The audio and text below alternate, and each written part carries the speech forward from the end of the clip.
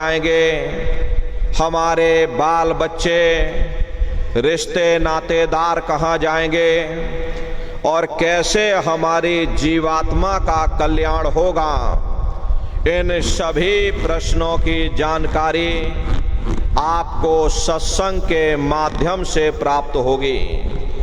इसलिए प्रेमी भाई बहनों, एक एक वचन को बड़े ध्यान के साथ आप लोग सुनिएगा। आप अपना कीमती समय निकाल करके यहाँ पर पधारे हो तो अपने समय का पूरा सदुपयोग करिएगा। एक एक वचन को बड़े ध्यान के साथ सुनना और समझने की कोशिश करना। प्रेमी भाई बहनों, ये मनुष्य शरीर हम लोगों को बड़े सौभाग्य से प्राप्त हुआ। ये जीवन बहुत अनमोल है। उस परम पिता परमात्मा ने हमको यह जीवन केवल इसीलिए दिया ताकि हम जीते जी उस प्रभु की भक्ति करके अपनी जीवात्मा का कल्याण करा सकें। ये पांच तत्वों का पुतला, ये पंच भौतिक शरीर हम लोगों को एक निश्चित समय के लिए मिला हुआ। एक निश्चित समय को हम आप नहीं जानते हैं, किंतु जिसका ये मकान है, जिसका ये शरीर है, वो अवश्य ही जानता है। और समय पूरा हो जाने पर मकान मालिक जबरदस्ती इस मकान को खाली करवा लेगा। उस समय न जमीन जायदाद काम आएगी, ना ये धन संपत्ति काम आएगी। जीवात्मा को निकाल करके इस शरीर से बाहर कर दिया जाएगा।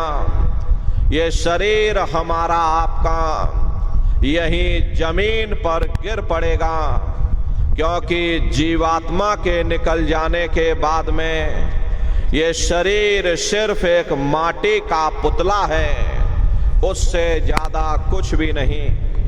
आप इस मिट्टी के पुतले को ले जाकर शमशान भूमि पर जला करके राख कर दोगे। हमारा आपका नाम, हमारी आपकी जात बिरादरी उसी शमशान भूमि पर जल करके राख हो जाएगी। महात्मा प्रेम से जीवों को समझाते हैं कि भाई मिली नरदेह या तुमको, बनाओ काज कुछ अपना और पचो मत इस जग में, जानियो रैन का सुपना।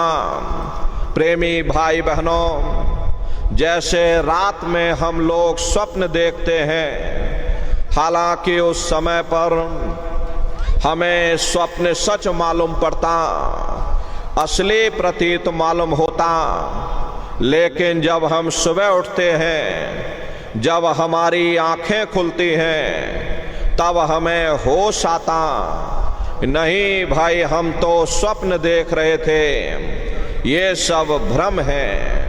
ठीक उसी प्रकार से ये दुनिया भी 10, 20, 100 साल का स्वप्न है। अब आप कहोगे हम जाग रहे, परंतु प्रेमी भाई बहनों, ऐसा हरगिज नहीं है। जिस दिन मौत का वक्त आएगा, हम आप रोएंगे, हाय हाय करके चिल्लाएंगे कि हाय हमने सारी जिंदगी यूं ही स्वप्न में गुजार दी। जागने का समय तो अभी आया था, जो कुछ करना था अभी करना था। लेकिन प्रेमी भाई बहनों, अब पछताए होत क्या, जब चिड़िया चुग गई खेत। महात्मा प्रेम से जीवों को समझाते हैं कि भाई देह और ग्रह सब झूठा, भरम में काहे को खपना। ये घर बार हमारा अपना नहीं, हरे पराया देश है। ये सराय खाना है, ये मुसाफिर खाना है। ये शरीर भी तुम्हारा अपना नहीं, ये भी काल का पिंजरा है, किराए का मकान है, पराया मकान है। किसी को 40-50 साल के लिए मिला, किसी को 80-90-100 साल के लिए मिल गया। जितने जितने श्वास उस मालिक ने बख्शे हैं, उसे भुगतने के बाद में हमें इस शरीर को यहीं छोड़ जाना। श्वास दुधारा नित्य ही जारी, एक दिन खाली चाम। प्रेमी भाई बहनों, एक तालाब पानी से चाहे कितना भी क्यों ना भरा हो, आप एक छोटी सी नाली काट कर खोल देना, तालाब में छोटा सा छेद कर देना, तो सारा पानी ही तालाब से बाहर निकल जाएगा। ठीक उसी प्रकार से हमारा ये शरीर भी श्वासों का भंडार है। जब तक श्वासों का भंडार जारी है, हम दुनिया के काम काज में फंसे हुए, दुनिया के कारोबार में हम आप उलझे हुए। लेकिन जिस वक्त ये श्वासों का भंडार खाली होगा, हरे टेलीफोन खड़क जाएंगे, तार पहुंच जाएंगे, संदेश पहुंच जाएंगे, सब रिश्ते नातेदार, सब कुटुंब परिवार वाले, सब अड़ोस पड़ोस वाले मिनटों सेकंडों में इकट्ठा हो जाएंगे। प्रेमी भाई बहनों, जिस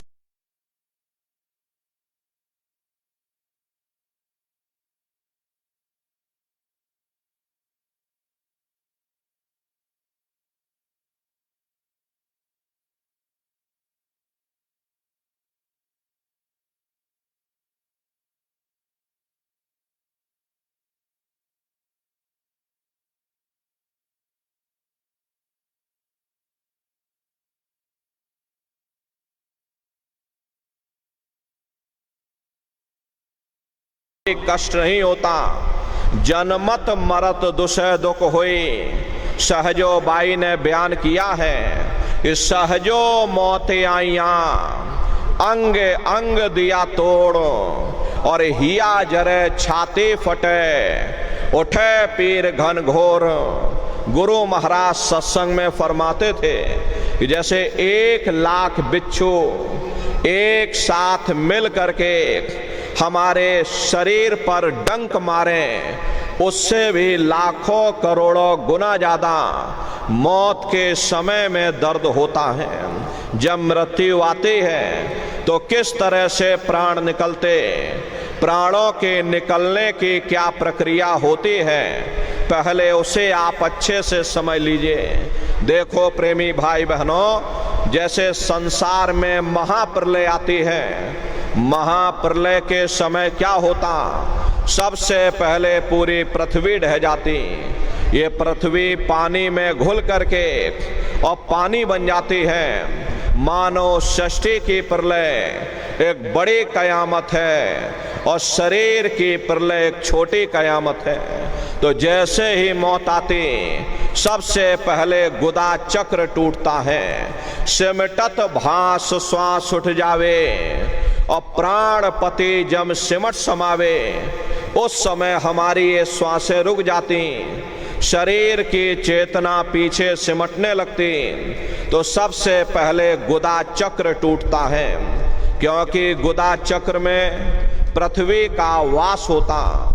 गुदा चक्र टूट करके ऊपर इंद्रिय चक्र में समा जाता। इंद्रिय चक्र में जल का वास होता, यानी जल ने पृथ्वी को घोल दिया। फिर जब इंद्रिय चक्र टूटेगा तो ऊपर नाभि चक्र में समा जाएगा। नाभि चक्र में अग्नि का वास होता, यानी अग्नि ने फिर जल को सुखा दिया।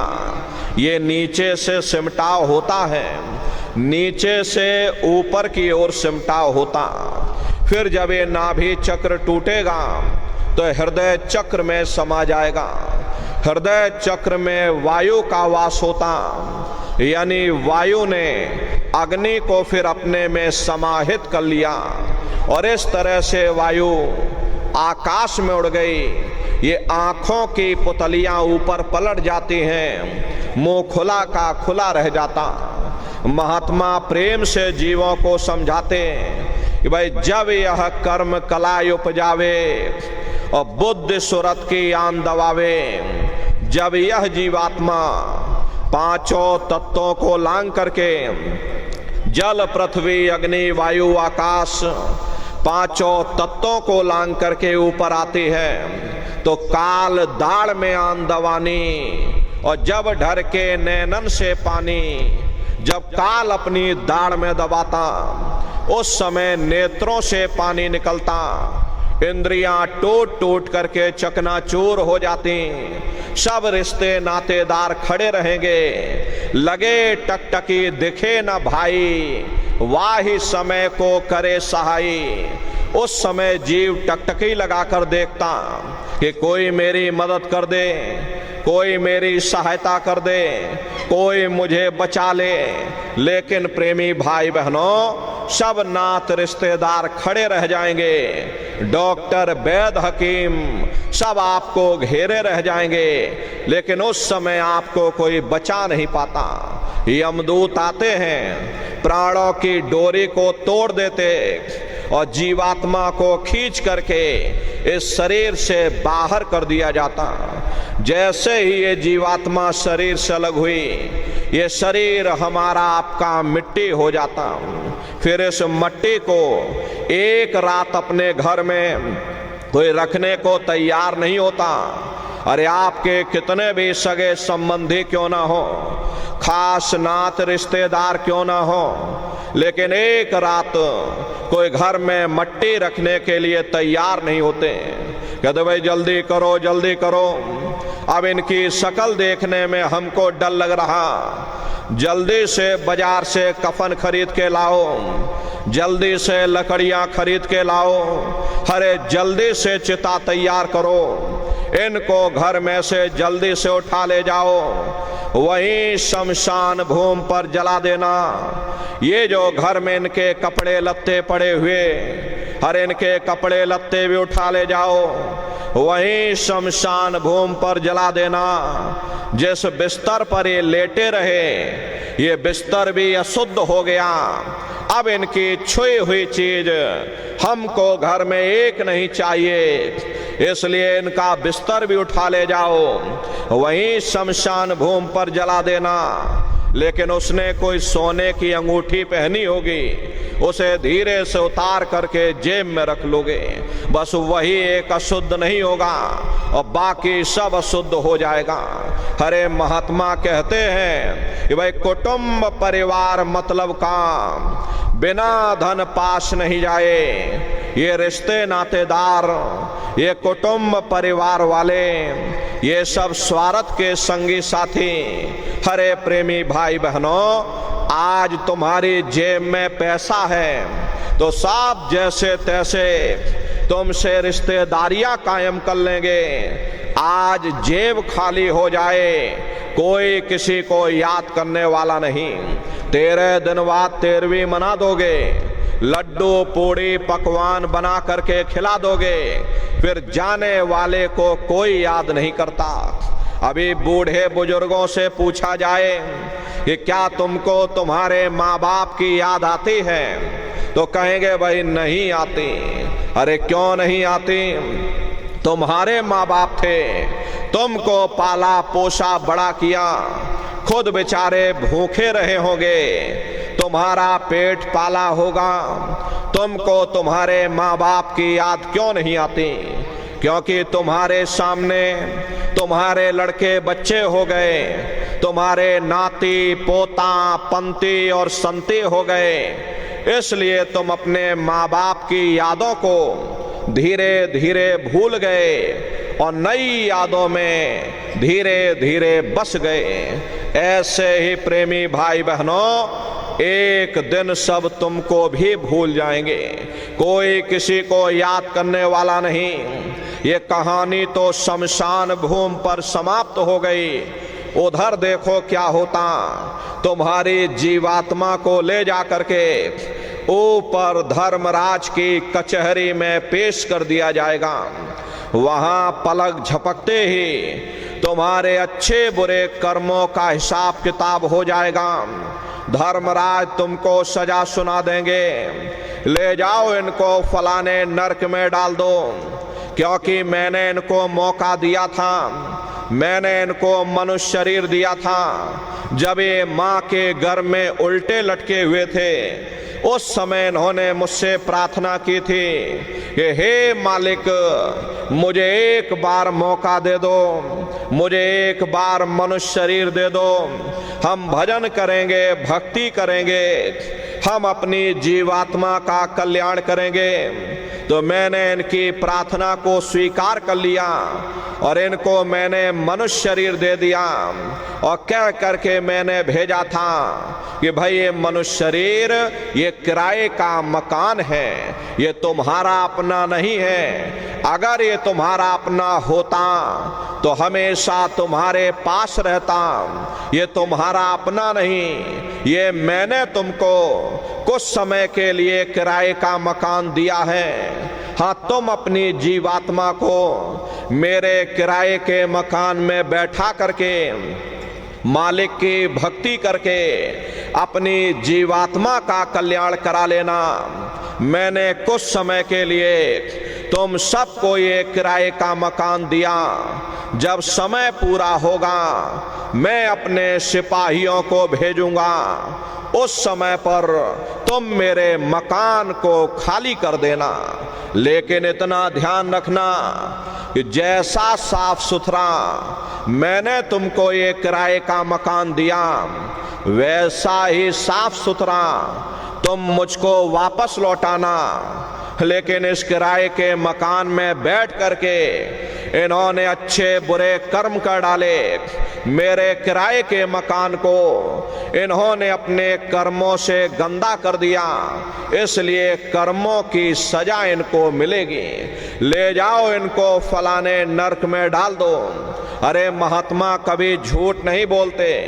महात्माओं ने जब साधना किया, साधना करके जब ऊपर गए और ऊपर जा करके जब उन्होंने नरकों का हाल देखा, तो हमारी आपकी जानकारी के लिए उन्होंने किताबों में लिख दिया कि लोह के खम्भ तपत के माही, और जहां जीव को ले चिपटाई वहां लोहे के खंबे अग्नि से धधक धधक कर लाल हो रहे। ऐसे खोटे जीवों को उन खंभों में चिपटाया जाता। वाही समय की कहां सुनाई, लोहा अगन धमन धोकाई, जो धम मन से धोक लोहारा, लोहा जो अग्नि में डारा। जिस तरह से लोहार लोहे को अग्नि की भट्टी में तपा करके लाल करता, ऐसे ही प्रेमी भाई बहनों वहां भी बड़े बड़े खंबे अग्नि की भट्टी में तप करके लाल हो रहे। ऐसे खोटे जीवों को उन खंभों में चिपटाया जाता। जीव हाय हाय करके तड़फता है, तड़फ तड़फ जीव जुलम बुखारी, तपत खम्भ दुखी उपजे भारी। असहनी वेदना होती, असहनी दुख दर्द होता, जीव वहां रोता चिल्लाता रहता। वहां कोई तुम्हारी पुकार सुनने वाला नहीं, कोई तुम्हारी दर्द भरी आवाज को सुनने वाला नहीं। हरे नर नारियों, ये दुर्दशा क्यों हो गई? क्योंकि हम लोग मनमुखी हो गए, मन के कहे पर चलने लग गए, मन के कहे पर चल करके अच्छे बुरे कर्म करने लग गए। कर्मों का ये जखीरा अंबार के अंबार हमने अपने सिर पर लाद लिए, आज उन्हीं कर्मों का भोग पा रहे। हरे महात्मा कहते हैं कि नर के अनेक अने और हैं, कहाँ लग कहूँ बखान, दुख भोगते यह जीव जो जाने जो भोग समान।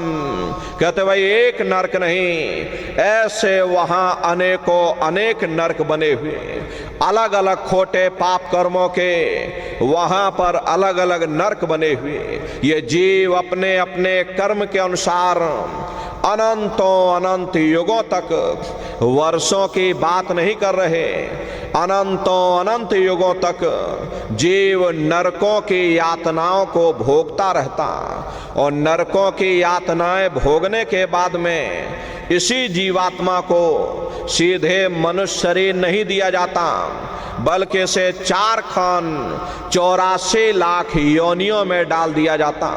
जैसे बच्चा होता है, बच्चा पहले कक्षा 1 पास करेगा, फिर कक्षा 2 में जाएगा, ऐसे ही वहां पर भी पूरा चैनल बना हुआ। नरकों की यातनाओं को भोगने के बाद में इन्हीं जीवों को 4 खान 84 लाख योनियों में डाल दिया जाता। प्रेमी भाई बहनों, ये 4 खान 84 लाख योनियां ये कोई मामूली योनियां नहीं होती। 4 खान का मतलब होता है अंडज पिंडज उपमज स्थावर, ये 4 खाने होती। पहली श्रेणी पेड़ पौधों की आती, जिनके अंदर पानी का तत्व मौजूद होता। कभी ये भी मनुष्य हुआ करते थे, लेकिन आज अपने कर्मों का भोग पा रहे एक जगह पर बेचारे खड़े हुए।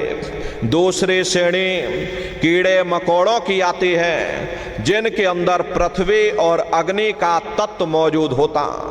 तीसरी श्रेणी पंछियों की आती, चौथी चौपाए जानवरों की आती, और 5वीं स्वयं इंसान की आती, जिसके अंदर 5 तत्व जल पृथ्वी अग्नि वायु आकाश 5 तत्व मौजूद होते हैं। प्रेमी भाई बहनों, ये 4 खाने हैं, इनकी अलग अलग कुल 84 लाख योनियां होती हैं।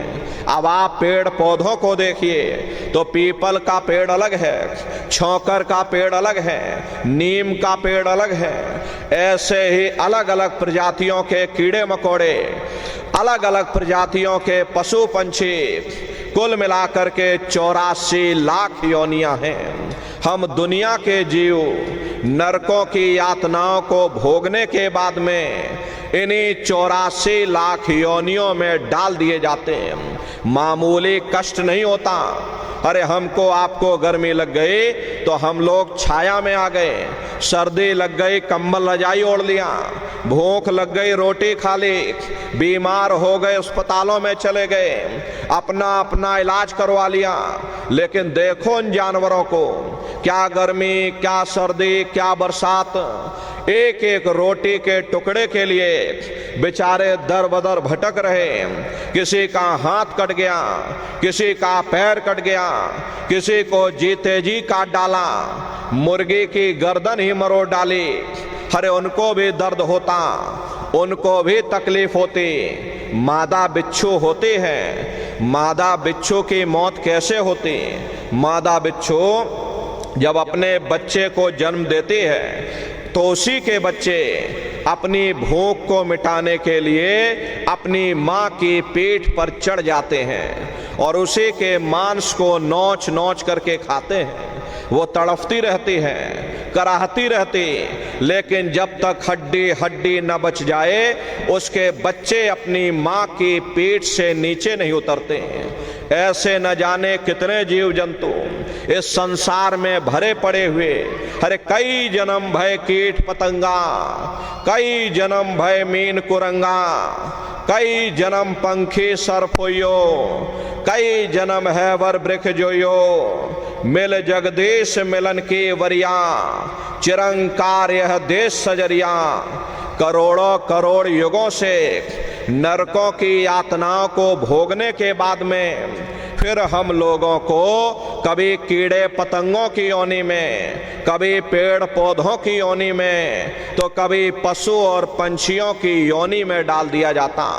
प्रेमी भाई बहनों, 84 लाख योनियों की सबसे जो आखिरी योनि होती है वो गाय और बैल की योनि होती।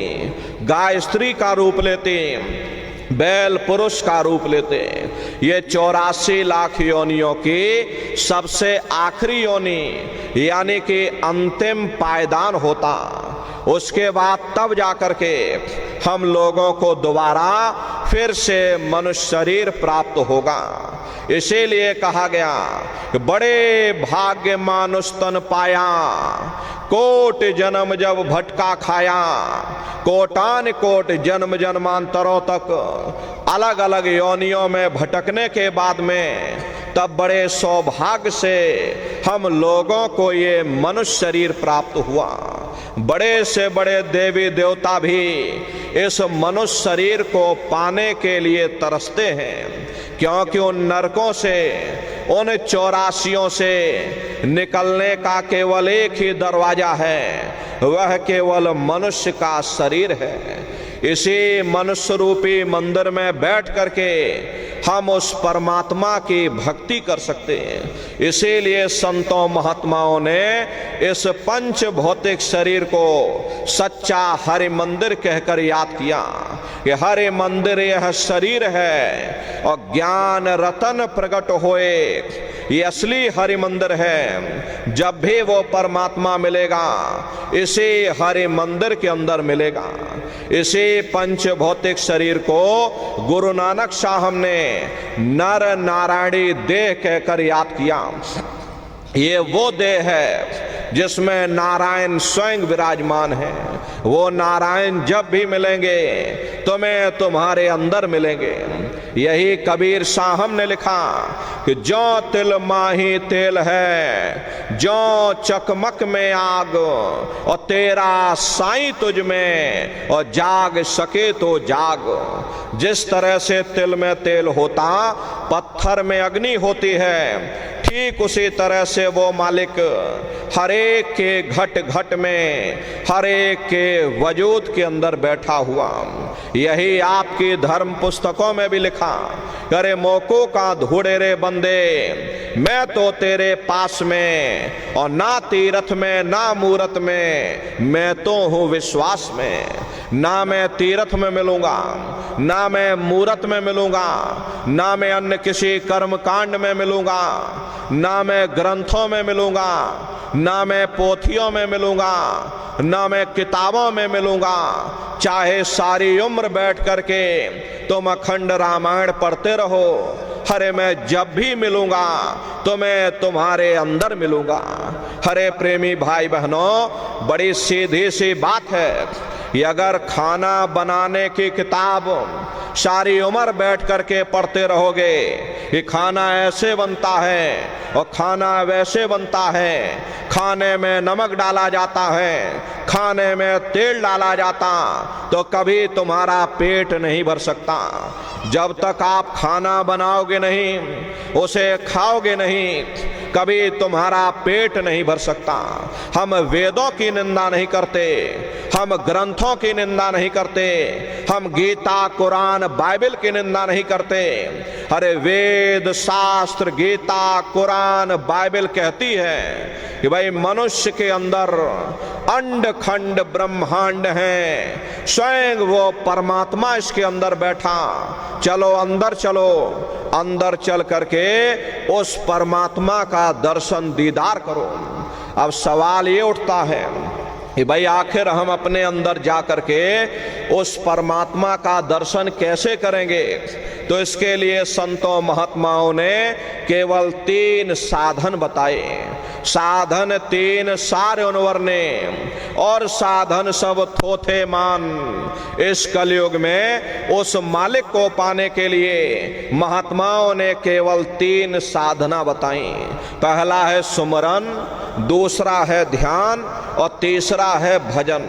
सुमरन कहते हैं मालिक को याद करना, ध्यान कहते हैं अपनी दृष्टि को एकाग्र करना, और भजन कहते हैं कान में उंगली डाल करके उस शब्द को सुनना, उस नाम को सुनना, उस देववाणी आकाशवाणी को सुनना जो 24 घंटे तुम्हारे अंदर गूंज रही। प्रेमी भाई बहनों, ये सुरत शब्द नाम योग की साधना है। संतों का जो इतिहास रहा, संतों के इतिहास में सबसे पहले कबीर साहब आए, जिन्होंने सुरत शब्द नाम योग की साधना जारी की। उसके बाद गुरु नानक साहब आए, उसके बाद और भी महात्मा आए। कबीर नानक दादू दरिया, भीखा रविदास पलटू जगजीवन। चित्रकूट में आप चले जाइए, गोस्वामी जी महाराज जिन्होंने रामचरित्र मानस बनाई। आप राजस्थान की धरती पर देखिए, मीराबाई हुई, सहजोबाई हुई, उन्होंने भी उस मालिक को पाया तो सुरत शब्द नाम योग की साधना करके पाया। प्रेमी भाई बहनों, ये सुरत शब्द नाम योग की साधना है। प्रेमी भाई बहनों, इस साधना की 3 क्रियाएं हैं। पहला सुमरन, दूसरा ध्यान और तीसरा भजन। तो कैसे आप लोग सुमरन करोगे, कैसे आप लोग ध्यान करोगे और कैसे आप लोग भजन करोगे, जरा अच्छी तरह समझिए।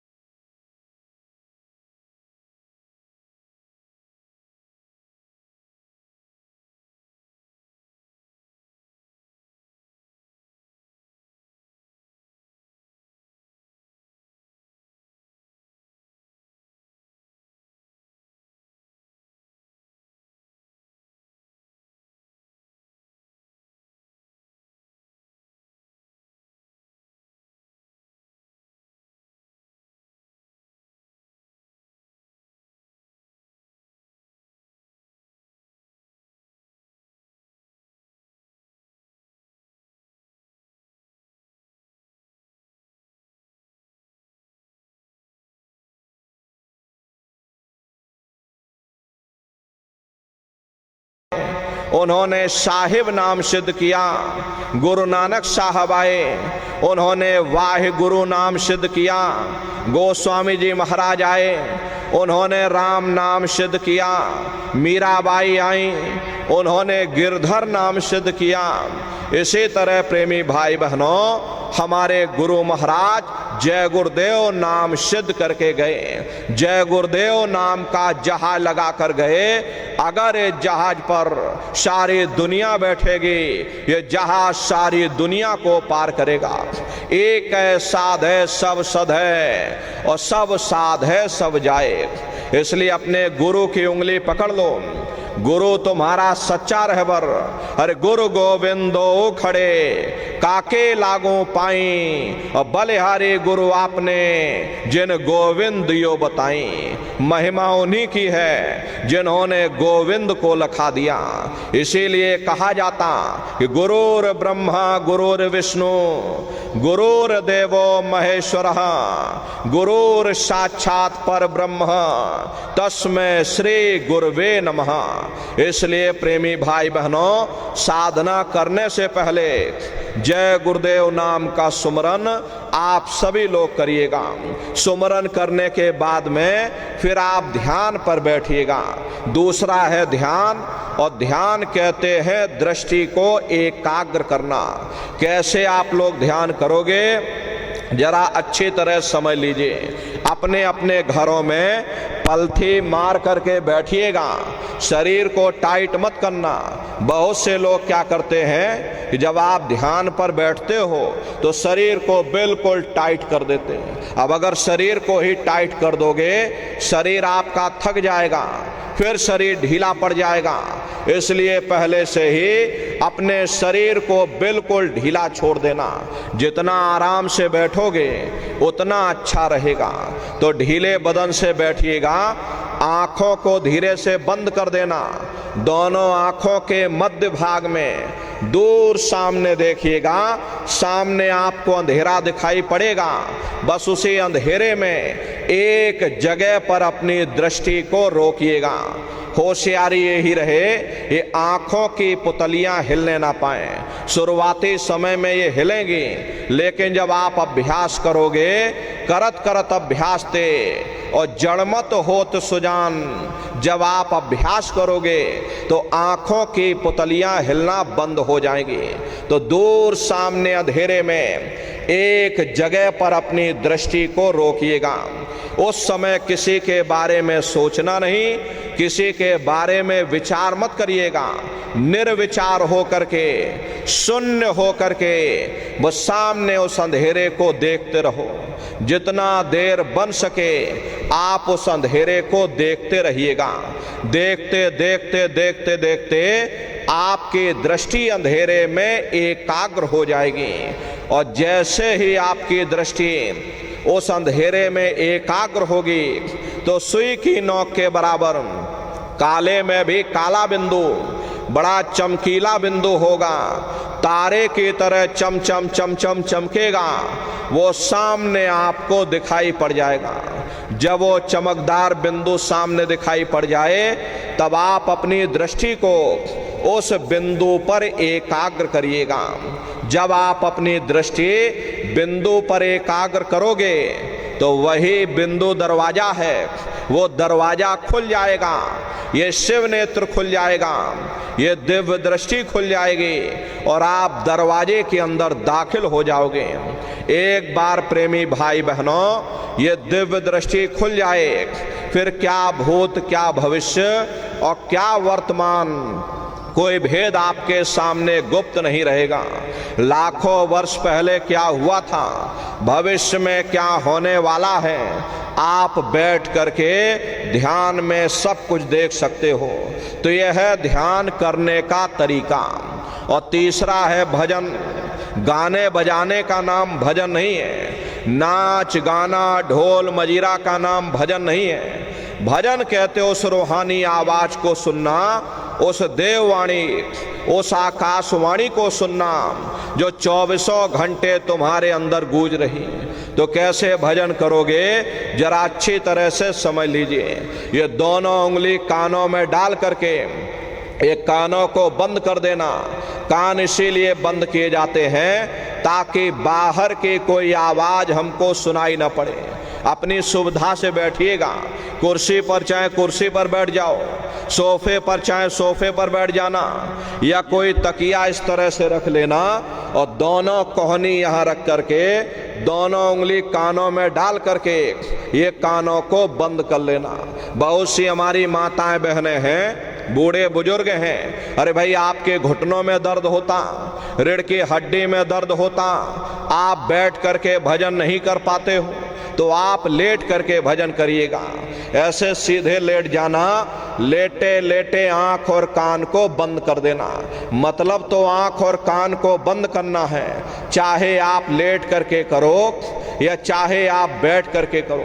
यही कहा गया, ये आंख कान मुख बंद कराओ, अनहद झिंगा शब्द सुनाओ। यानी पहले अपनी आंख को बंद करो, अपने मुख को बंद करो, दोनों उंगली कानों में डाल करके ये कानों का उसी शब्द को महात्माओं ने नाम कहा। कलयुग केवल नाम आधारा, सुमेर सुमेर नर उतर ही पारा। कलयुग में केवल नाम का आधार है, वो नाम तुम्हारे अंदर 24 घंटे गूंज रहा। तो उसी घंटे संग की आवाज को महात्माओं ने शब्द या नाम कहा। उसी को ईसा मसीह साहब ने वर्ड या लागस कहकर याद किया। उसी को गुरु नानक साहब ने अनहद वाणी कहकर याद किया। चीन में जो महात्मा हुए उन्होंने इसको ताओ कहकर याद किया और हिंदू महात्माओं ने इसे देववाणी आकाशवाणी कहकर याद किया। उन अलग अलग महात्माओं ने अपनी अपनी भाषा में हम लोगों को समझाने की कोशिश की कि भाई वो घंटे शंख की आवाज तुम्हारे सबके अंदर गूंज रही, वो आपको सुनाई पड़ेगी, लेकिन शुरुआती समय में आपको ऐसा मालूम पड़ेगा कि कहीं बड़ी दूर पर घंटियां बज रही, टन टन टन, लेकिन सुनाई हर एक को पड़ेगी। प्रेमी भाई बहनों, जब घंटे शंख की आवाज आपको सुनाई पड़ने लग जाए तब आप उस आवाज को पकड़ लेना, उसको सुनने लग जाना। जब आप उसको सुनने लग जाओगे तो वो आवाज धीरे धीरे बढ़ना शुरू होगी और बढ़ते बढ़ते इस कदर बढ़ेगी कि आपके रोम रोम में घंटे और शंख की आवाज गूंजने लग जाएगी। स्नान करने के बाद ये जीवात्मा हंस रूप हो जाती है। हंसन मिले हंसा हो जाई, मिले जो अमी आहारा है। जीवात्मा का खुद का प्रकाश उस अमृत के सरोवर में स्नान करने के बाद में 16 सूर्य के बराबर हो जाता। तो फिर यही जीवात्मा चौथे मंडल के शब्द को पकड़ करके चौथे मंडल की चढ़ाई करती है।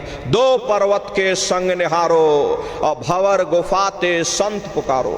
2 पर्वतों को पार करने के बाद वो बड़ा सुंदर देश आता जिसे महात्माओं ने भंवर गुफा कहा। वहां के जो मालिक हैं वो सोहंग पुरुष हैं। वहां बंशी यानी मुरली की मधुर ध्वनियां सदा उस लोक में उच्चारण होती रहती और सोहंग पुरुष का दर्शन करने के बाद में ताके परे धाम सतनामा और बीन बजे सतलोक ठिकाना। सोहंग देश के ऊपर वो 5वां देश आता जिसे महात्माओं ने सचखंड देश कहा। वो सचखंड देश अजर अमर अविनाशी सदा एक रस रहने वाला देश है। वहां न काल है, न कर्म है, न दुख है, न संताप है, न पुण्य है, न पाप है। जो जीवात्माएं वहां पहुंच जाती हमेशा के लिए जन्म मरण के बंधनों से आजाद हो जाती। वहां के जो मालिक हैं वो सतपुरुष भगवान हैं जिनके रोम रोम में खरबों खरब सूरज चांद सितारे प्रकाशवान। वही हमारे आपके सच्चे मालिक हैं, वही हमारे आपके सच्चे पिता हैं। हमको आपको वहीं से नीचे उतारा गया, फिर शब्द को पकड़ करके शब्द शब्द पौड़े पर चढ़कर और पहुंचो सचखंड सतनाम। तो शब्द कब पकड़ में आएगा? जब आप भजन करोगे। और भजन कैसे किया जाएगा जरा अच्छी तरह से समझ लीजिए। ये आंख और कान को बंद करिएगा लेकिन मन को रोकिएगा। ऐसे समय पर तुम्हारा ये मन जरूर भागेगा। अभी आप यहाँ सत्संग में बैठे हो लेकिन शरीर बेचारा यहाँ बैठा, लेकिन मन तुम्हारा सारी दुनिया में भाग रहा। अब किसी को पानी पीने जाना है, मन पानी पीने में पहुंच गया। कोई बाल बच्चों को घर में छोड़कर आया, मन बाल बच्चों में पहुंच गया। कोई दुकान दफ्तर छोड़ करके आया, मन दुकान दफ्तर में पहुंच गया। कोई खेती बाड़ी छोड़ करके आया, शरीर बेचारा यहाँ बैठा, मन खेत में जुताई कर रहा। तो ऐसे भजन से कोई लाभ नहीं होगा। जिन्होंने मार मन डाला उन्हीं को सूरमा कहना, बड़ा बैरी मन घट में इसी का जीतना कठना। अगर दुनिया में कोई हमारा दुश्मन है वो केवल हमारा मन है। ये मन रूपी रावण कब मरेगा? जब 9 द्वारों पर फतेह हासिल करके तुम यहाँ 10वें द्वार पर चढ़ जाओगे तब सही मायने में दशहरा मनाई जाएगी। अरे बाहर की दशहरा नहीं है जो लकड़ी का रावण बना देते हो और फूंक फांक करके घर चले आते, कहते भाई हमने रावण मार दिया। अरे महात्माओं ने कहा था भाई सही मायने में तुम दशहरा कब मनाओगे? जब 9 द्वारों पर फतेह हासिल करके तुम यहाँ 10वें द्वार पर चढ़ जाओगे तब सही मायने में विजयदशमी मनाई जाएगी। तब ये मन रूपी रावण मरेगा, तब तुम्हारी ये जीवात्मा, अरे इसी जीवात्मा को महात्माओं ने राम भी कहा। अरे आपकी धर्म पुस्तकों में लिखा है, एक राम दशरथ का बेटा, एक राम घट घट में लेटा, एक राम का शकल पसारा, एक राम है सबसे न्यारा। एक वो राम है जो अयोध्या के वासी हैं। और एक राम घट घट में लेटे, यानी हमारे आपके जीवात्मा जो हर एक के अंदर मौजूद है। महात्माओं ने कहा भाई एक वो राम है, और एक राम का शकल पसारा, यानी पहले स्थान के मालिक वो निरंजन भगवान जिनको दुनिया त्रिलोकीनाथ कहती है, जिनका ये पूरा पसारा पूरा संसार है। महात्माओं ने कहा भाई एक वो राम है, और एक राम है सबसे न्यारा, पांचवें स्थान के मालिक वो सतपुरुष भगवान जो हमारे आपके सच्चे पिता हैं। महात्माओं ने कहा भाई एक वो राम है। तो महात्मा तो उस राम की महिमा गाते हैं। मोटी बात आप लोग पकड़िए कि भजन कैसे करोगे, ये आंख और कान को बंद कर लेना, ऊंचा ध्यान दे करके सुनना। शुरू में सीटी जैसी आवाज आप सभी को सुनाई पड़ेगी, उसे आप पकड़ लेना, सुनते रहना, सुनते सुनते उसी में लीन हो जाना। जब आप उसमें लीन हो जाओगे तो कुछ समय बाद में दोबारा आपको अनुभव होगा कि कहीं बड़ी दूर से एक महीन आवाज, घंटे और शंख की आवाज हमारे कानों में बज रही। जब घंटे और शंख की आवाज आपको सुनाई पड़ने लग जाए तब आप सीटी की आवाज को छोड़ देना और घंटे शंख की आवाज को पकड़ लेना। एक बार प्रेमी भाई बहनों आप उस आवाज को पकड़ लो, फिर वो आवाज आपको नहीं छोड़ेगी, खींच करके शरीर से बाहर कर देगी। रोज आना, रोज जाना, रोज ब्रह्मांडों की सैर करना, रोज देवी देवताओं के दर्शन करना, रोज राम और कृष्ण के दर्शन करना, और घूम करके फिर अपने शरीर रूपी घोंसले में वापस चले आना। तो ये सुमरन, ध्यान और भजन तीन क्रियाएं आपको बताई गई, नित्य नियम से करिएगा, नागा नहीं होने पाए। अरे आप शरीर को देखो, भोजन देते हो, सुबह दोपहर शाम खाते हो, लेकिन कभी आपने विचार नहीं किया ये जीवात्मा जो जन्म जन्मांतरों से बेचारी भूखी प्यासी बैठी, कभी आपने इसको भोजन नहीं दिया। अरे इसका भोजन शब्द है, इसका भोजन नाम है। अपना नियम बनाइए कि पहले अपनी जीवात्मा को भोजन देंगे, फिर अपने शरीर को भोजन देंगे। अगर ये नियम आपने बना लिया तो आपका लोक भी बन जाएगा और आपका परलोक भी बन जाएगा। प्रेमी भाई बहनों, मालिक को पाने के लिए तुम्हें घर बार छोड़ने की जरूरत नहीं है, तुम्हें समाज छोड़ने की जरूरत नहीं है, तुम्हें जात बिरादरी बदलने की जरूरत नहीं है। अरे जात पात के रगड़े झगड़े ये हमारे अपने नहीं है, ये सिर्फ हमारे मन की खुराफात है। अरे आप सभी लोग बुद्धिमान हो, अपनी अपनी बुद्धि से आप सभी लोग विचार करिएगा। जब गुरु नानक साहब नहीं आए थे तब कोई सिख नहीं था, जब मोहम्मद साहब नहीं आए थे तब कोई मुसलमान नहीं था, जब ईसा मसीह साहब नहीं आए थे तब कोई ईसाई नहीं था। और पीछे लौटते चले जाओ तो केवल मनुष्य ही मनुष्य रह जाते हैं। ये रगड़े झगड़े किसने पैदा किए? ये हमने आपने पैदा किए। अरे कोई भी महात्मा यहाँ पर आकर के ना कोई कौम मनाने आता है, ना कोई मजहब चलाने आते हैं, और ना ही आप हमारे हाथों में ये डंडे और तलवारें देने के लिए आते हैं। अरे आप तो सच्चा मार्ग, सनातन मार्ग समझाने के लिए इस धरा भूमि पर शरीर रूप में अवतरित होते हैं। हरे प्रेमी भाई बहनों, सुपच जात के भंगी थे, रैदास जी जात के हरिजन थे, मीराबाई जात की छत्राणी थी। अगर वे सब उस मालिक को प्राप्त कर सकते हैं तो आप भी उस मालिक को प्राप्त कर सकते हो। जाति पाति पूछे नहीं कोई, और हरि का भजय सो हरि का हुई। लोग यहाँ जात पात बनाते बनाते मर गए, लेकिन ऐ नन्नारियों, जब तुम्हारी ये जीवात्मा इस मनुष्य रूपी चोले को छोड़ करके ऊपर धर्मराज की कचहरी में पहुंचेगी, वहां न तुमसे ये पूछा जाएगा कि तुम के जाति के हो, तुम किस कौम के हो, तुम किस मजहब के हो, तुम हिंदू हो या मुसलमान हो, तुम हिंदुस्तान से आए हो या तुम पाकिस्तान से आए हो। अरे वहां तुम्हारे कर्म देखे जाएंगे, जाएंगे, भक्ति भाव देखा जाएगा, मालिक से मिलने का प्रेम और प्यार देखा जाएगा। इसीलिए महात्मा कहते हैं भाई मालिक को पाने के लिए तुम्हें जात बिरादरी बदलने की जरूरत नहीं है, तुम्हें समाज छोड़ने की जरूरत नहीं है, तुम्हें बाल बच्चे छोड़ने की जरूरत नहीं है, तुम्हें साधु सन्यासी और बाबा बनने की जरूरत नहीं। अरे भाई तुम अपने अपने घर परिवार में रहो, अपने अपने बाल बच्चों के साथ रहो, अपने अपने समाज में रहो, समाज की रीत नीति के अनुसार रहो, मेहनत और ईमानदारी से काम करो और 24 घंटे में घंटा 2 घंटा अपनी जीवात्मा के कल्याण के लिए सुरत शब्द नाम की कमाई यानी सुमरन ध्यान और भजन करिएगा। प्रेमी भाई बहनों, यही दौलत तुम्हारे काम आएगी, बाकी सब यहीं पड़ा रह जाएगा। सुई की एक नोक भी तुम्हारे साथ में जाने वाली नहीं है। अरे बड़े बड़े राजे महाराजे आए, सारी जिंदगी उन्होंने ये किला बनाते बनाते गुजार दिया। आज उनके किलों को जाकर देखिए, आज खंडहर बने पड़े हुए।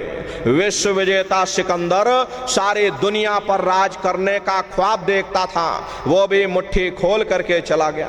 कोई क्या साथ लेकर के जाएगा? जो चीज तुम्हारे साथ में जाने वाली वो केवल परमात्मा की भक्ति है। इसलिए प्रेमी भाई बहनों, वो दौलत कमा लो जो अंत समय में तुम्हारे काम आवे, वरना ये समय तुम्हारा निकलता जा रहा, ये श्वासों की पूंजी दिन प्रतिदिन कम होती जा रही।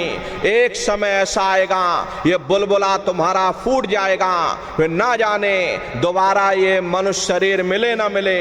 अरे भटकते रह जाओगे युगों युगों के लिए नरकों और चौरासियों में। इसलिए प्रेमी भाई बहनों, अहो भाग्य है आपका, आपको ये मनुष्य शरीर मिल गया।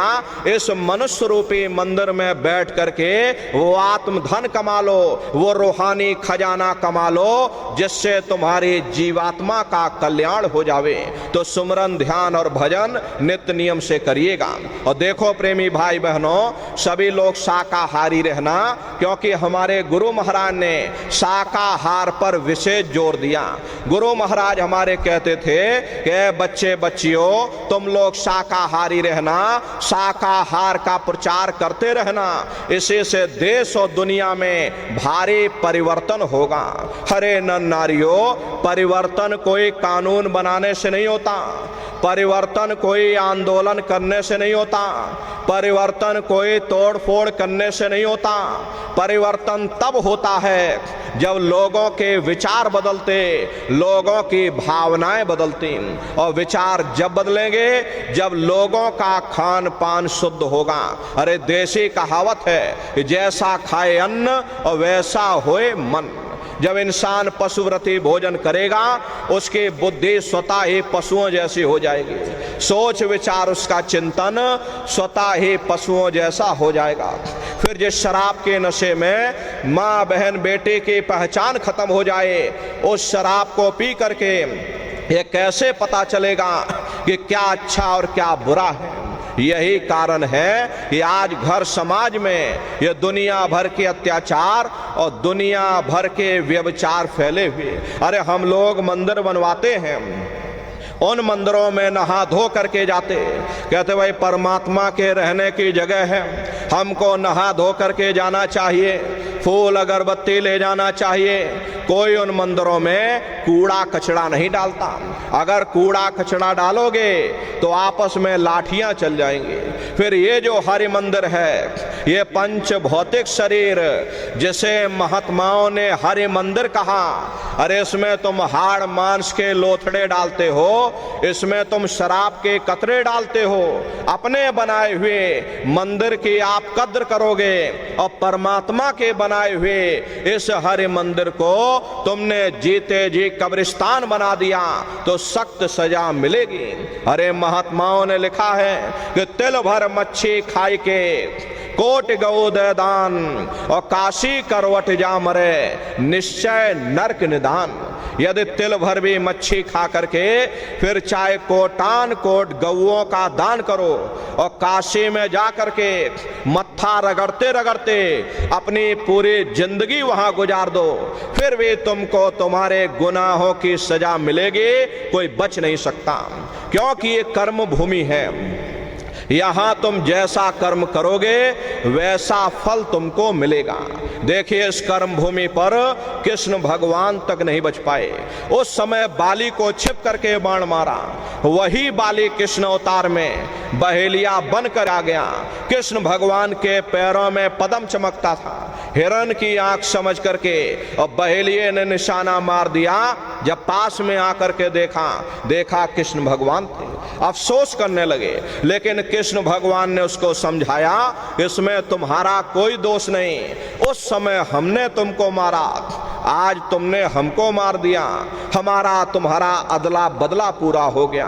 कर्म प्रधान विश्व रच राखा, और जो जस करे सो तस फल चाखा। ये कर्मों का ऐसा देश है, यहाँ तुम जैसे बीज बोगे वैसे ही फसल काटोगे। इसलिए प्रेमी भाई बहनों, आपसे हमारी प्रार्थना है कि आप लोग शाकाहारी रहिएगा। अरे तरह तरह की बीमारियां जो आज के समय में आ रही, इसका मुख्य कारण एक ही है कि लोगों का खान पान गंदा हो गया। अपनी बुद्धि से विचार करिए, इंसानों के खून में जब जानवरों का खून मिल जाएगा, इंसानों के अंदर जब जानवरों के कीटाणु पहुंच जाएंगे, तो न जानवरों की दवा काम में आएगी न इंसानों की दवा काम में आएगी। परिणाम क्या होगा? ऐसी महामारियां फैलेंगी। इसलिए प्रेमी भाई बहनों, आपसे हमारी प्रार्थना है कि आप लोग शाकाहारी रहिएगा। कोई ऐसा नशा मत करना जिससे बुद्धि तुम्हारी पागल हो जाए और घर में माँ बहन बेटी की पहचान खो दो। अरे आप अपने आप को कट्टर हिंदू मानते हो, अरे भाई हम कट्टर हिंदू हैं, हमसे बड़ा सनातनी दुनिया में कोई दूसरा नहीं, हम राम को मानने वाले हैं और हम कृष्ण को मानने वाले। अरे आप राम को मानते हो और आप कृष्ण को मानते हो तो उनके आदर्शों पर भी चलना सीखो। राम ने कभी नहीं कहा कि तुम मांस खाओ, या कृष्ण ने कभी नहीं कहा कि तुम शराब पियो। जितने देवी देवता अवतार हुए सभी यही कह करके गए कि अहिंसा परमो धर्मा। अगर हमने किसी को बनाया नहीं तो मिटाने का अधिकार हमारे पास नहीं। हरे नर नारियों, आप इंसान हो, इंसान का काम है दया करने का, दया धर्म का मूल है। इसलिए आप जीवों पर रहम करो, रूहों पर रहम करो। सभी लोग शाकाहारी रहना, शाकाहार का प्रचार अपने अपने क्षेत्रों में बराबर आप लोग करते रहिएगा। अरे सतयुग कैसे आएगा? राम राज कैसे आएगा? राम राज कोई भाषण देने से नहीं आने वाला।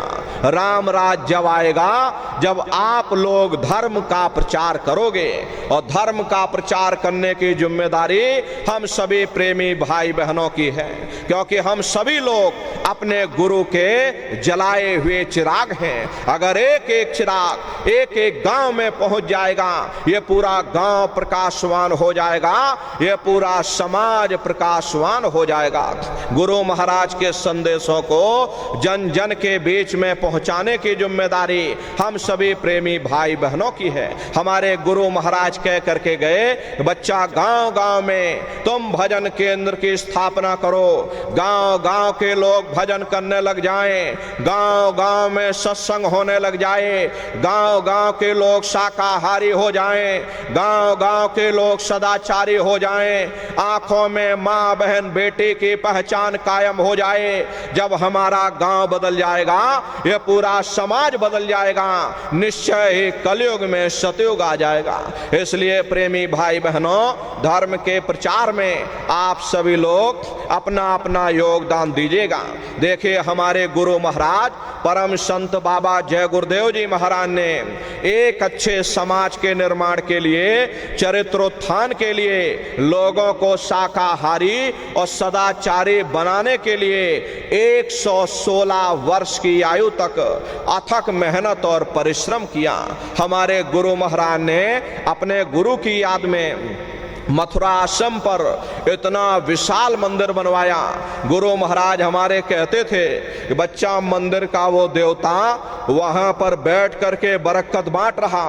अरे आप लोग आइए, वहां कोई रुपया पैसा नहीं चढ़ाया जाता, कोई चंदा चुटकी नहीं। अरे आप लोग आए, मंदिर के देवता के सामने अपनी एक बुराई चढ़ा दीजिए। वहां पर बुराई चढ़ाई जाती है कि हम आज से मांस मछली नहीं खाएंगे, हम आज से अंडा शराब का सेवन नहीं करेंगे, हम आज से झूठ नहीं बोलेंगे, हम आज से किसी को धोखा नहीं देंगे। अरे आप अपनी एक बुराई चढ़ा दो, आपकी एक मनोकामना पूरी होगी। ऐसा वरदानी मंदिर गुरु महाराज ने अपने गुरु की याद में मथुरा आश्रम पर बनवाया। उन्हीं की याद में ये पावन भंडारे का कार्यक्रम 20 दिसंबर से और 24 दिसंबर तक मथुरा आश्रम पर मनाया जाएगा। तारीख आप लोग याद रखिएगा, 20 दिसंबर से और 24 दिसंबर तक ये भंडारे का कार्यक्रम होगा। आप सभी प्रेमी भाई बहन भंडारे के कार्यक्रम में सपरिवार सादर आमंत्रित हैं। आप लोग पधारिएगा। प्रेमी भाई बहनों, देश के कोने कोने से दसियों लाख की संख्या में प्रेमी भाई बहन मथुरा दरबार में पधारते हैं। उनके रहने ठहरने के लिए जिले वाई जिले टेंट रावटी डेरे लगाए जाते, जिले वाई जिले वहां पर भंडारे चलाए जाते हैं। हजारों हजार की संख्या में बराबर वहां भंडारे चलते रहते। अपना बहुत बड़ा आश्रम है, करीब करीब 10 किलोमीटर के व्यास में अपना आश्रम बना हुआ, वहीं पर एक कार्यक्रम होता है। अपने आश्रम पर गुरु महाराज की एक छोटी सी गौशाला भी है। गुरु महाराज के पास कुल 2 गाय थी। 2 गायों का ही इतना बड़ा परिवार है कि आज के समय में करीब करीब 3000 गाय हैं और 3000 के ऊपर सांड हैं। गौशाला अलग है, नंदीशाला अलग है। किसी को बाहर नहीं भेजा जाता, क्योंकि गुरु महाराज कह करके गए, बच्चा इनको यहीं रखना, यहीं सेवा पानी करना, अगर बाहर भेज दोगे लोग मार देंगे, काट देंगे। इसीलिए चाहे गाय हो या चाहे बैल हो, हमारे यहाँ किसी को बाहर नहीं भेजा जाता। गायों के लिए अलग से गौशाला है, सांडों के लिए अलग से नंदीशाला बनी। उसी के बगल में अपना एक बहुत बड़ा विद्यालय भी है, जिसमें 2500 से 3000 बच्चे निःशुल्क विद्या अध्ययन करते हैं। कॉपी किताब पढ़ाई लिखाई बिल्कुल निःशुल्क है। प्रेमी भाई बहनों, आप पधारिएगा, अपनी आंखों से वहां का नजारा देखिएगा। ये भंडारे के कार्यक्रम में आप सभी प्रेमी भाई बहन सपरिवार पधारिएगा और अपने अपने बच्चों को भी साथ में लेकर के आया करिए। हम लोग ये सोचने लगते हैं, अरे बच्चों को क्या करेंगे ले जाकर, ये बच्चे छोटे हैं, इनको घर में रहने दो, इनको पढ़ाई लिखाई करने दो, अभी इनकी पढ़ाई लिखाई की उम्र है। ये सत्संग सुनना, ये भजन पूजा पाठ करना, ये तो हम लोगों का काम है। इन बच्चों को घर पर पढ़ाई लिखाई करने दो। बस यहीं पर हम आप धोखा खा जाते हैं। प्रेमी भाई बहनों, अरे पढ़ाई लिखाई जरूरी है, हम ये बात आपकी मानते हैं कि आज के समय में शिक्षा बहुत जरूरी है। अरे हमको भी गुरु महाराज ने पढ़ाया लिखाया, हमको ये अंगूठा छाप नहीं है, गुरु महाराज ने हमको भी पढ़ाया लिखाया। लेकिन प्रेमी भाई बहनों, पढ़ाई लिखाई के साथ साथ अच्छे संस्कार भी जरूरी हैं। और संस्कार कोई MA BA की डिग्री करने से नहीं पढ़ते, संस्कार कोई डिप्लोमा करने से नहीं पढ़ते। अगर MA BA की डिग्री करने से बच्चों के अंदर संस्कार पड़ जाते तो हिंदुस्तान में इतने वृद्धाश्रम न खोले गए होते। अरे संस्कार पढ़ेंगे महात्माओं के वचनों से, संस्कार पढ़ेंगे सत्संग के माध्यम से। ये बच्चे देश के भविष्य हैं। इन बच्चों के अंदर अच्छे संस्कार डालना ये समय की बहुत बड़ी मांग है। अरे आज के समय में बच्चों के अंदर संस्कारों की कमी देखी जा रही है, वरना पहले के समय में अकेले माँ बाप अपने 4-4 बच्चों को पाल लेते थे, लेकिन आज के समय में वही 4-4 बच्चे, वही MA BA और डिग्री और डिप्लोमा किए हुए बच्चे अपने माँ बाप को रोटी नहीं खिला पा रहे हैं। शादी हो जाती है, घर परिवार बांट करके रख दिया, जमीन जायदाद बांट करके रख दी, चूल्हा चौका बांट करके रख दिया, यहां तक कि माँ बाप को भी बांट करके रख दिया। 10 दिन तुम हमारे घर में छोड़ दो और 10 दिन बाद तुम अपने घर में ले जाना। प्रेमी भाई बहनों, ये संस्कारों की बहुत बड़ी कमी है। ऐ माताओं बहनों, ये बच्चे तुम्हारी धरोहर हैं, ये बच्चे तुम्हारी पूंजी हैं। अपनी पूंजी को संभाल करके रखिए, इनको बचपन से आप तैयार करिए, इनको अच्छी शिक्षा देना, इनको अच्छे संस्कार देना, इनको शाकाहारी बनाना, इनको सदाचारी बनाना, इनको चरित्रवान बनाना। अरे इनको भी तुम राम और कृष्ण बना दो, यही बच्चे बड़े हो करके माँ बाप का नाम रोशन करेंगे, घर और समाज का नाम रोशन करेंगे। इसलिए प्रेमी भाई बहनों, अपने अपने बच्चों के साथ, इष्ट मिष्ट परिवार वालों के साथ आप सभी प्रेमी भाई बहन भंडारे के कार्यक्रम में सब परिवार सादर आमंत्रित हैं। आप लोग पधारिएगा और सुमरन ध्यान और भजन बराबर आप लोग करते रहना। इतना जान लीजिए प्रेमी भाई बहनों, ये रास्ता बिल्कुल सच्चा है। आप करोगे, आपको अनुभव होगा, दिखाई भी देगा, सुनाई भी पड़ेगा। हरे आपका लोक भी बन जाएगा और आपका परलोक भी बन जाएगा। इसी के साथ अब हम अपनी वाणी को विराम देते हैं। आप लोगों ने अपना कीमती समय हमको दिया, इसके लिए आप सभी प्रेमी भाई बहनों को बहुत बहुत साधुवाद है। कहने सुनने में यदि हमसे कोई गलती हुई हो, अरे हम तो छोटे हैं, आप सभी लोग हमारी माताएं बहनें बूढ़े बुजुर्ग हमको छोटा समझ करके आप सभी प्रेमी भाई बहन हमको क्षमा कीजिएगा। बोलो जय गुरुदेव।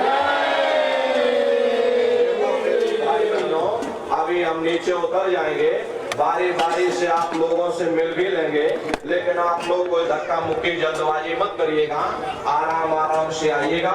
सबसे पहले माताएं बहनें आएंगी, उसके बाद भाई लोग आएंगे। माताओं बहनों, अपने सिर को बिल्कुल ढक करके आइएगा। सामने उधर सत्संग का प्रसाद आपको मिलेगा, सत्संग का प्रसाद लेकर के तो आप लोग अपने अपने घरों की तरफ पहुंचाइएगा। और आप सभी लोग खड़े हो जाइए, खड़े होकर के मालिक के पावन नाम का सभी प्रेमी भाई बहन प्रेम के साथ में उच्चारण करिए। बोलो जय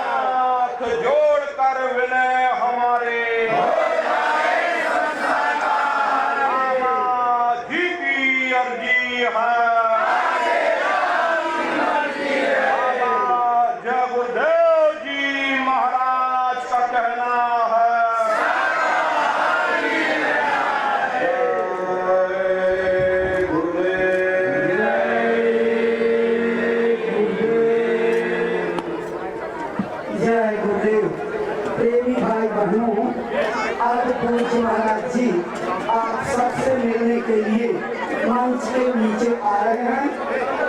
भाई लोग थोड़ा धीरे रखेंगे, पहले बहनों माताओं को मिलने का अवसर दे देंगे। बहन माताएं अपने थोड़ा दाहिने खिसकते जाइए, बाई तरफ से कोने से रास्ता खुला हुआ है, आप एक एक करके आसानी से